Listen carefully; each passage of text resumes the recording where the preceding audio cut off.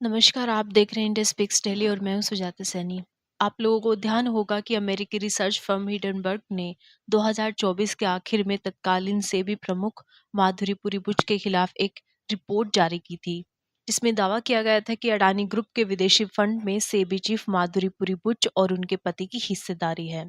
साथ ही इस रिपोर्ट में अडानी ग्रुप और सेबी के बीच मिलीभगत का आरोप भी लगाया गया था। अब मुंबई की विशेष अदालत कोर्ट ने माधुरीपुरी बुच और अन्य 5 लोगों के खिलाफ शेयर बाजार में कथित धोखाधड़ी और नियामकीय उल्लंघन के आरोप में प्राथमिकी दर्ज करने के आदेश दिए थे। इसी पर एक नई खबर आ रही है। खबर ये है कि कल यानी कि 4 मार्च को माधुरीपुरी बुच पर एफआईआर से जुड़े इस मामले की सुनवाई होगी।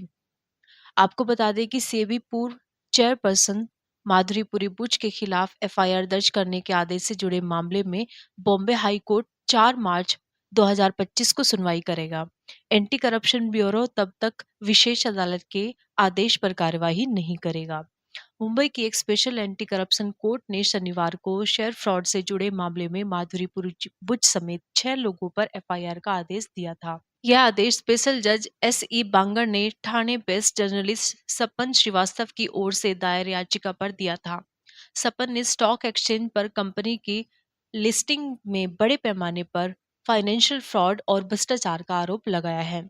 हालांकि सेबी ने कोर्ट के आदेश को चुनौती दी है, जिस पर 4 मार्च को जस्टिस एस.डी. डिंगे के समक्ष सुनवाई होगी। याचिका में मुंबई की अदालत के पारित एफआईआर दर्ज करने आदेश को रद्द करने की मांग की गई है। श्रीवास्तव ने दावा किया कि उन्होंने और उनके परिवार ने 13 दिसंबर सन 1994 को कैल्स रिफाइनरी लिमिटेड के शेयरों में निवेश किया था, जिसमें उन्हें भारी नुकसान हुआ है। उन्होंने आरोप लगाया कि सेबी और बीएसई ने कंपनी के अपराधों की अनदेखी की है, इसे कानून के खिलाफ लिस्ट किया और निवेशकों के हितों की रक्षा करने में विफल रहे। कैल्स रिफाइनरी को सन 1994 में लिस्टिंग की अनुमति दी गई थी और अगस्त 2017 में ट्रेडिंग में सस्पेंड कर दिया गया था। ये शेयर आज तक सस्पेंडेड है। शिकायतकर्ता के 3 तर्क हैं। सेबी के अधिकारी अपने वैधानिक कर्तव्य में विफल रहे, बाजार में हेराफेरी करने दी गई और इससे निवेशकों को नुकसान हुआ, नियमों को पूरा नहीं करने वाली कंपनी की लिस्टिंग की अनुमति दी गई। अब इस पर सेबी ने अपनी ओर से 3 तर्क दिए हैं अपनी सफाई में। बुच और तीनों हेल्ड टाइम मेंबर्स उस समय यानी कि 1994 में अपने संबंधित पदों पर नहीं थे। अदालत ने सेबी को तथ्यों को रिकॉर्ड पर रखने का मौका दिए बिना आदेश पारित किया है। आवेदक आदतनवादी है। पिछले आवेदनों को अदालत ने खारिज कर दिया था। अब माधुरी बुच समेत 6 लोगों पर एफआईआर का आदेश दिया गया था। सेबी की पूर्व चीफ माधुरी बुच, उनके साथ सेबी के whole time member Ashwini Bhatia, SEBI के whole time member Anant Narayan, SEBI के whole time member Kamlesh Chandra Varshney, BSE के चेयरपर्सन प्रमोद अग्रवाल, बीएसई के सीईओ सुंदरमन राममूर्ति। तो इन सभी पर एफआईआर के आदेश दिए गए थे। एसीबी को 30 दिनों के भीतर स्टेटस रिपोर्ट पेश करनी होगी। जज बांगर ने शिकायत और सहायक दस्तावेजों की समीक्षा करने के बाद यह आदेश दिया है। जज ने मुंबई के एंटी करप्शन ब्यूरो, भारतीय दंड संहिता, भ्रष्टाचार निवारक अधिनियम के तहत एफआईआर दर्ज करने का आदेश दिया। अदालत ने एसीबी को 30 दिनों के भीतर स्टेटस रिपोर्ट पेश करने के लिए कहा है। अब माधुरी बुच के बारे में आपको हम थोड़ी जानकारी देना चाहेंगे।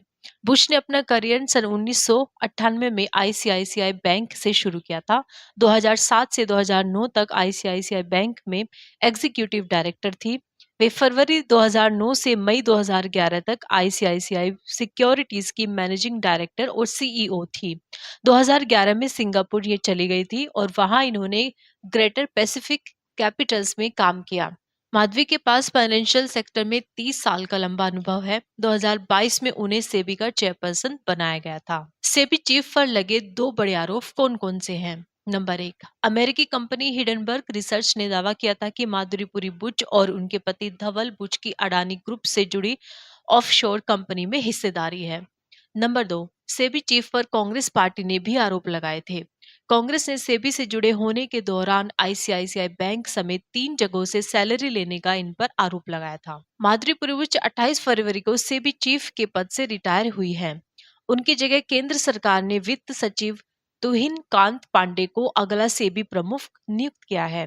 तुहिन अगले 3 साल के लिए इस पद पर रहेंगे। तुहिन कांत पांडे ओडिशा कैडर के 1987 बैच के वे मोदी थ्री सरकार में भारत के सबसे व्यस्त सचिवों में से एक है। वे फिलहाल सरकार में 4 महत्वपूर्ण विभागों को संभाल रहे हैं। उन्हें 7 सितंबर 2024 को वित्त सचिव के पद पर भी नियुक्त किया गया था।